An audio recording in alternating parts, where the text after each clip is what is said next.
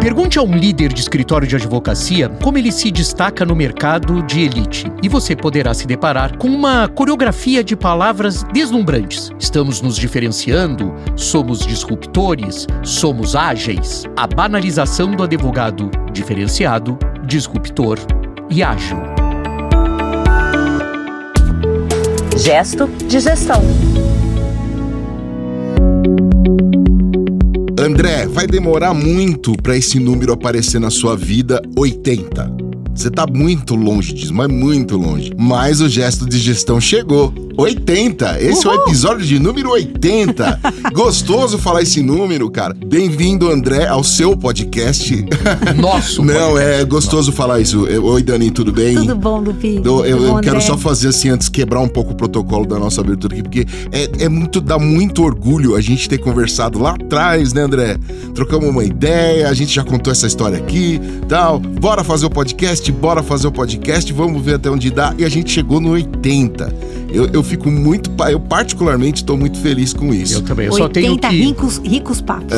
E eu só tenho Obrigada, que agradecer a você, Lupe, que é o grande incentivador dessa jornada, e a Daniele Serafino, que se incorporou a nós como se nunca estivesse estado do lado de fora, né? Dos estúdios, né? Sempre esteve conosco. Pois é, né? e nunca foi a nossa pretensão, né, André, fazer um podcast que fosse famoso e tal, não. Mas a gente tem que agradecer também muito a nossa audiência, Sem dúvida. que acabou se tornando uma comunidade, vem acompanhando a gente, né? E Para até o André pra dar autógrafo na rua. E até pra quem, claro, Tira foto com a Dani. que não acompanha isso, né? É muito curioso porque essa comunidade tá cada vez mais aderente, tá cada vez maior. Isso é uma coisa que a gente acompanha pelos dados, né? Então a gente não tem essa pretensão e isso está sendo absolutamente orgânico, né?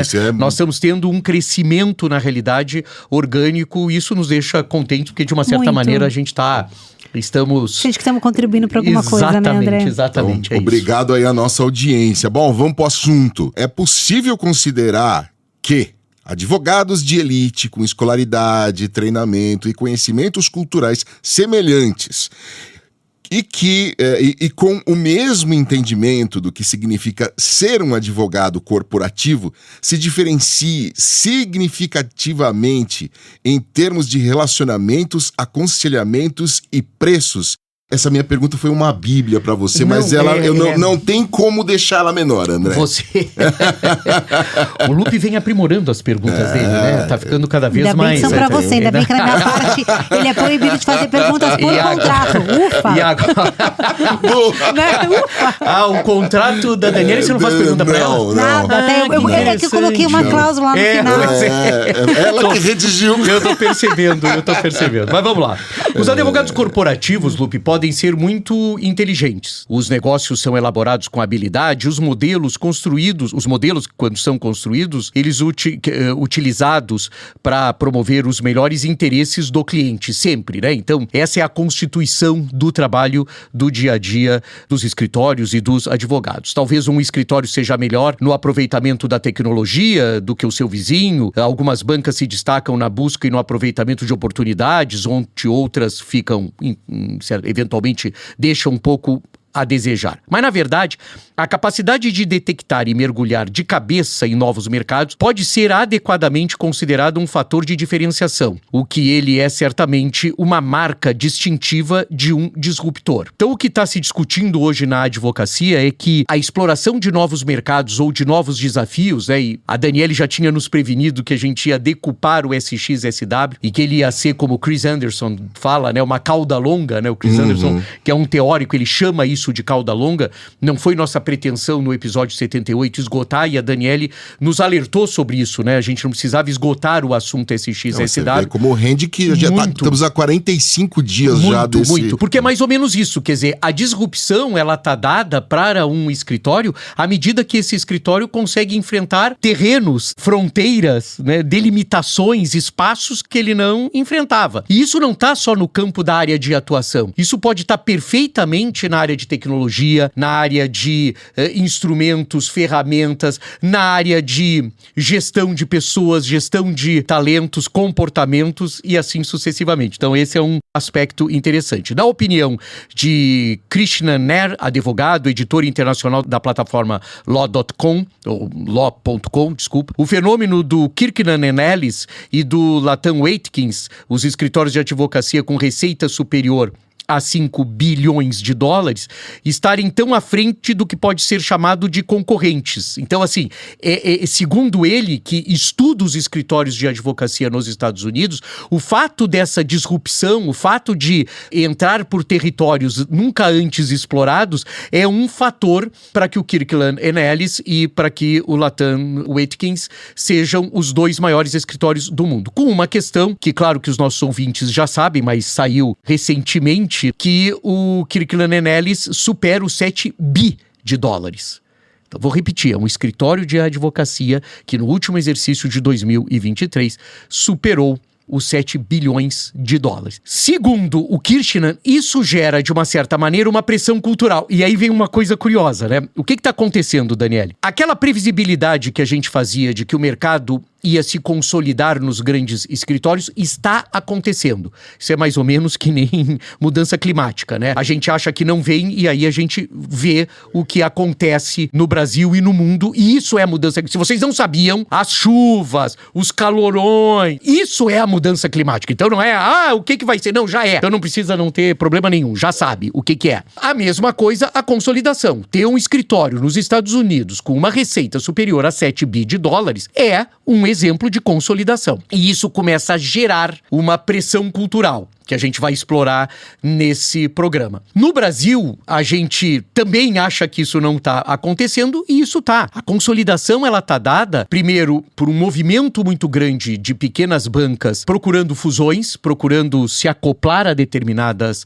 estruturas. Não precisam ser maiores necessariamente, mas elas almejam o quê? Qual é o propósito? Se tornarem maiores. Então, esse é o fenômeno. Não sei se a Daniele percebe isso no dia a dia, porque a Daniele está na linha de frente da advocacia, né? E não necessariamente, quer dizer, da gestão das áreas que ela responde como sócia de um escritório, né? Sempre me impressiona esses números, André, que você traz, porque a gente vê que se assemelha muito mais, né, com empresas do que aquela visão que a gente tinha de escritórios, de uma sociedade só de pessoas, porque continua sendo de uma certa forma, mas com um tamanho de movimento, de faturamento de empresas. Então, assim, tem algo muito interessante para a gente pensar sobre essa sua proposta, consolidação e cultura, né? E você sabe que são hoje, não dá, se nós pensarmos, Daniele, que são, só vou usar esse termo que você usou, mas que são serviços profissionais, né? Sim.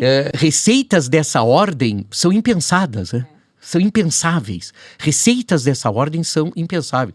Nós estamos falando aqui de alguma coisa perto de 38, quase 40 bilhões de reais.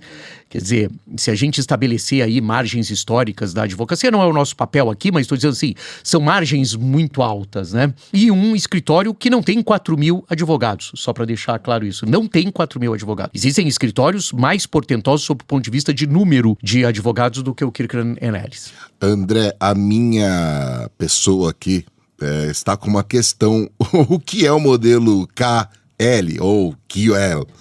É o seguinte, é o fato do Kirkland e Latham entorpecerem qualquer iniciativa de diferenciação. O que está acontecendo no mercado? Eu acho interessante esse posicionamento, né? Essas duas estruturas, e principalmente o Kirkland, se tornam tão grandes, que agora ninguém mais quer se diferenciar no mercado dos Estados Unidos. Todo mundo quer ficar igual a eles, né? Então é o seguinte... Viraram modelos. Daniele, e isso é uma coisa que não se sabe muito bem como é que o mercado nos Estados Unidos vai reagir a isso. Mas eles se tornaram tão grandiosos sobre o ponto de vista de operações, etc e tal, que não tem mais uma necessidade, é muito curioso, né? Não tem mais uma necessidade de você, eu quero ser diferente. Não. Dá pra ser igual?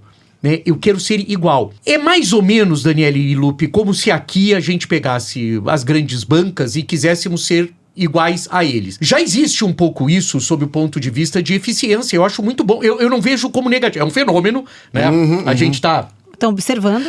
E teoricamente, né, Daniele, destruindo uma questão de diferenciação, né? Que você abordou, no gesto de inovação do último episódio, que você fala sobre o IA como um fator de não diferenciação. Então, olha só como nos negócios isso impacta também. Então, é isso que está sendo chamado de QNL, QNL, que é chique. O que temos agora são escritórios que esperam que a reprodução do modelo QNL os coloque com segurança no top 10.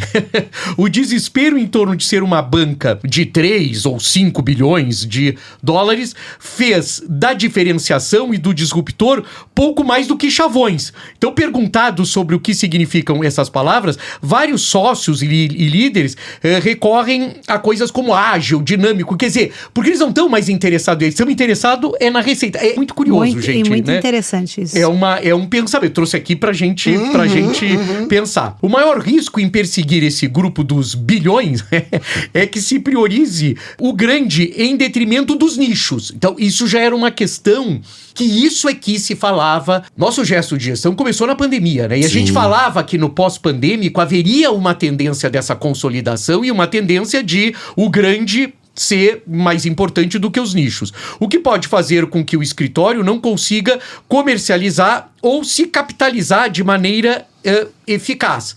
É assim que o NER, né, que o editor define. Ele fala, inclusive, assim, em um jogo de soma zero para serviços jurídicos macroambientais, se você quiser crescer, terá que conquistar participação de mercado de outros. É difícil fazer isso organicamente. Então, olha que loucura como é que vai ser. Como é que está se desenhando isso, né? Assim, você vai ter que crescer. Só que para você assumir um tamanho que o mercado não cresce nessa proporção, Daniele. Então você vai canibalizar. Que é o que a gente já tá vendo acontecer, né? Muito, muito. E aí fica uma questão... Acho que é o grande desafio aí. E é louco porque isso vem se você pegar os serviços aí, se você pegar, por exemplo, grandes redes atacadistas, eles começaram com esse processo de canibalização e é muito louco como isso foi pro direito, né? Sim. Agora, uma pergunta que, André, eu vou fazer pra você, só pra danificar... Porque o contrato, o contrato eu não posso fazer pra ela, mas tenho certeza que ela vai ficar, é preciso falar, mas quer ver, ó, porque assim, onde estará a diferenciação dos escritórios diante dessa realidade que você acabou de trazer? Quer responder, Dani? É ou não é? Olha lá. Posso? Pode, claro, por favor. A minha leitura sobre isso é que a diferenciação vai estar... Acho que fazendo um tombamento aqui para o Brasil, eu acho que a gente está num momento no Brasil que todo mundo acha que para ser relevante no mercado jurídico atual, a gente tem que ser da inovação. Então é só se a gente é da inovação, se a gente tem sócio de inovação, se a gente fala de inovação, E eu acho que não é sobre isso que a gente está falando. Entendeu? A gente está falando sobre dentro do seu nicho, seja ele qual for, e o nosso público aqui é muito pulverizado, a gente entender a necessidade e a dor do cliente. Eu acho que a resposta está na centralidade do cliente. Quando a gente olha para o cliente e a gente percebe o que o cliente precisa, ele já vai nos dar o direcionamento, a resposta do que a gente tem que fazer para chegar lá. Às vezes é uma consolidação com outros escritórios, às vezes é uma mudança na forma de prestar o nosso serviço, às vezes é colocar tecnologia, às vezes são múltiplas respostas. Não existe a bala de prata no direito não é implementar tecnologia. Uma bala de prata no direito não é a gente parecer que a gente é inovador. Então agora tem um monte de escritório que quer parecer inovador. Eu acho que a bala de prata é a gente parar de olhar para nós mesmos e olhar para o nosso cliente. E ele vai dar a resposta daquilo que a gente precisa fazer. Qual a lição de casa que a gente tem que fazer? É olhar menos para dentro e mais para fora. É isso. Impressionante. É impressionante. Eu tô dizendo que eu vou falar para os nossos ouvintes, porque eles acham assim, é impressionante a conexão que nós temos, Daniele, assim, porque a gente não ensaia, vocês, né? Só pra, a gente nem não alinha ensaia, os pensamentos prévios, né? Nem alinha, e é exatamente isso. É exatamente. Eu concordo, assim, piamente. Né? Ai, que bom. Isso não quer dizer que almejar um crescimento multibilionário acabe totalmente com a diferenciação. Exatamente. É aquela Cada coisa um da tem a meta. sua. Eu quero lá, eu quero ser multibilionário. Mas é importante prestar atenção na banalização do uso desses conceitos que verdadeiramente dizem muito pouco sobre os advogados e sobre as bancas em que atuam. Talvez os líderes de escritório tenham repercutido pequenos ajustes que fizeram nas formas tradicionais de trabalhar, de forma que a sensação de ser pioneiro, um disruptor, seja real. Mas o problema de se destacar num mercado em que o produto oferecido é amplamente homogêneo é que falar sobre ser um disruptor não faz de você um. Exatamente o que a Dani coloca. E quer ver uma coisa? Estamos examinando de perto o uso de da palavra diferenciação, disruptor.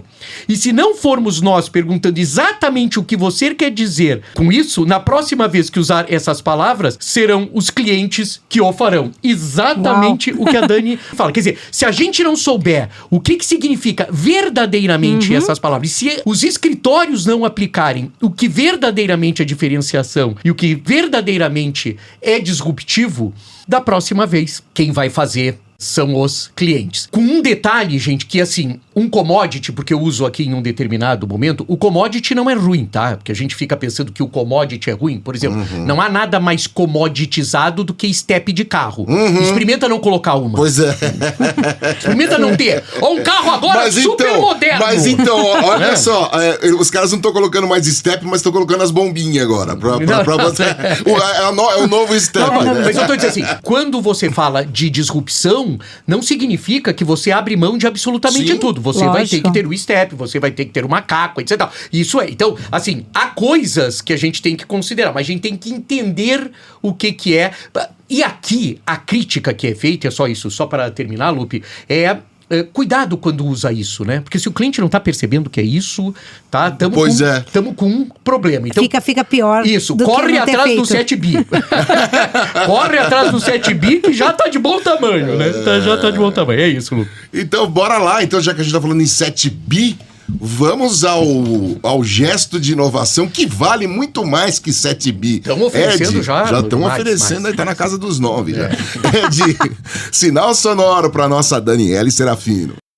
A história de hoje começa com a inclusão de 3 casos jurisprudenciais em um processo em Nova York. No chamado caso do ex-advogado de Trump, Cohen, e de seu advogado, David Schwantz. Tudo parecia normal e corriqueiro, até que o juiz solicitou explicações detalhadas sobre os casos citados de jurisprudência. A revelação veio à tona. Os casos não existiam. Essas eram alucinações geradas pela IA Bard do Google, hoje denominada Gemini. O advogado alegou que acreditava que o Bard era um super buscador do Google e assumiu que não havia verificado a veracidade dos casos citados. Mas esse caso está longe de ser um incidente isolado. De acordo com o New York Times, dezenas de casos semelhantes estão se tornando muito comuns nos Estados Unidos. A má utilização da tecnologia por advogados está se tornando uma ocorrência corriqueira. Em outro caso famoso, que a gente até citou aqui em alguns gestos de inovação no passado, é de um caso de um processo da Avianca, que os advogados Steven Schwantz e Peter Loduca e seu escritório de advocacia foram multados em $5.000 por submeterem um pedido judicial com 6 jurisprudências completamente falsas que tinham sido geradas pelo ChatGPT. Além da multa, esses advogados foram obrigados a enviar cartas de desculpas aos 6 juízes verdadeiramente mencionados nas citações falsas da jurisprudência.